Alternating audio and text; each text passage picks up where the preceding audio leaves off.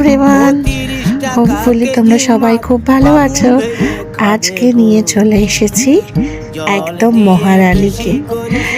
এই মহারানী তো এই সিজনে সবার বাড়ি এসেছে, আর বর্ষাকাল মানেই উইদাউট ইলিশ ভাবাই যায় না, কল্পনাই করা যায় না।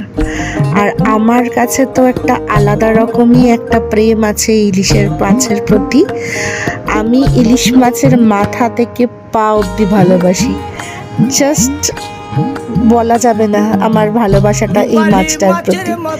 যাই হোক, তিনি আজ আমার বাড়ি এসেছেন, আর আমি তাকে সর্ষে, পোস্ত, দই, কাঁচা লঙ্কা বাটা এবং হলুদ সহযোগে ভালো করে গায়ে হলুদ করেছি।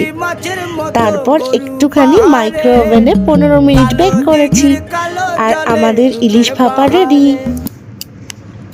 তোমরাও সবাই কিভাবে রেসিপি বানালে প্লিজ শেয়ার করো।